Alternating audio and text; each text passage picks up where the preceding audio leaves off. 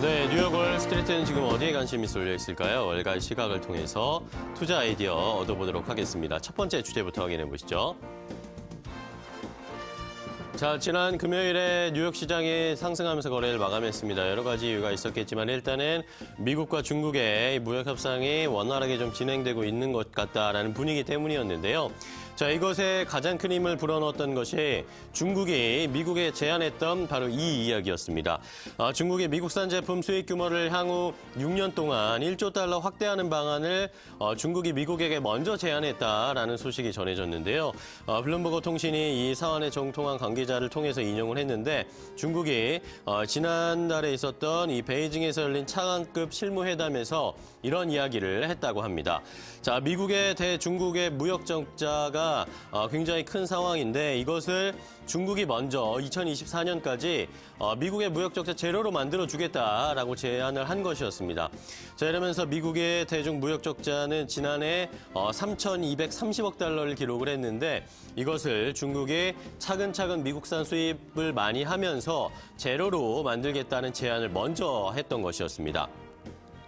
자, 이러면서 시장에서는 일단 중국 측이 화해 제스처를 보내고 있는 것이고 미국도 역시 긍정적으로 받아들일 것이다라고 이야기를 하고 예상을 하고 있는 모습인데 다만 미국 측은 이것에 대해서 6년 너무 길다. 2년 안에 이것을 제로로 맞춰달라라고 좀 제안을 하고 바라고 있는 것으로 알려져 있습니다. 이러면서 더 중국이 적극적으로 나서야 한다라고 요구를 했다고 했는데 과연 이것이 맞춰질 수 있을지는 조금 더 조율하고 타결이 이루어져야 할 것으로 보이고 있는 상황입니다.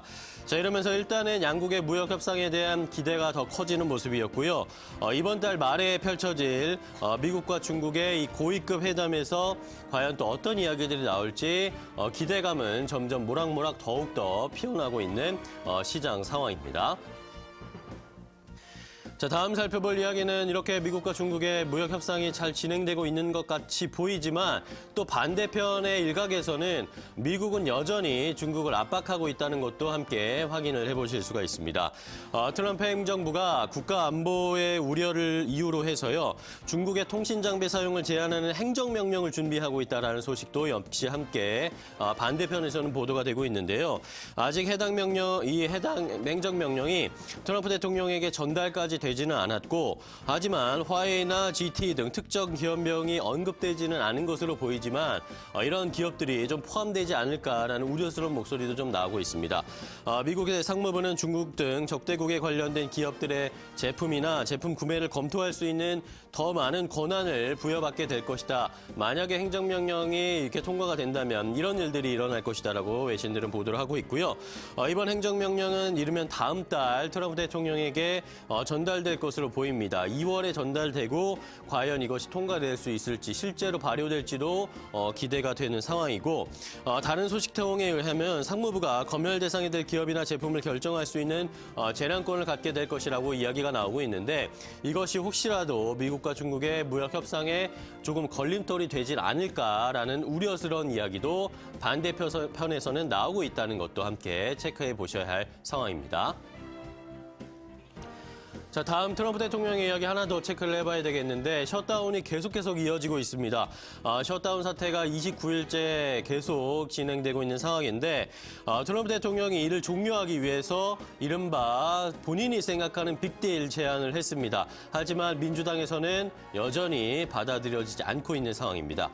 멕시코 국경 지역의 장벽 건설 예산과 이 불법 체류 청소년 보호 프로그램이죠. 다카의 연장을 맞교환하자라고 트럼프 대통령이 제안을 했는데 민주당은 이것도 말도 안 된다라고 역시 받아치고 있는 상황입니다.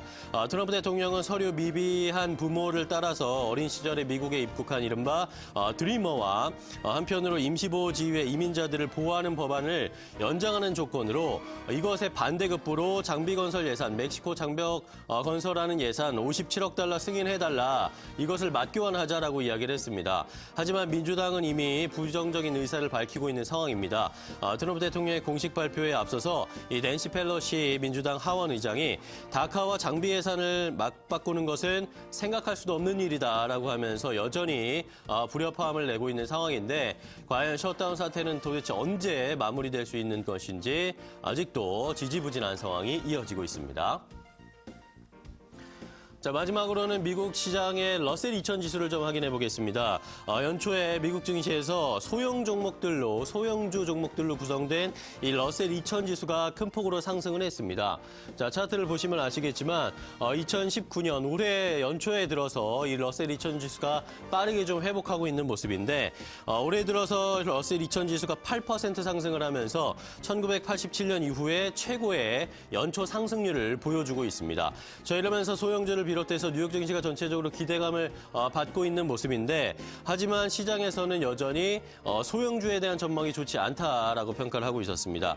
트레이딩 애널리시스닷컴의 토드 고든과 스트래티직 웰스 파트너스의 마크 테퍼는요. CNBC에 출연해서 이 소형주와 관련된 전망을 함께 이야기를 나눴는데 투자자들은 소형주가 아니라 다른 곳에서 가치를 찾아야 할 것이다라고 이 두 전문가가 공통적으로 좀 이야기를 했습니다.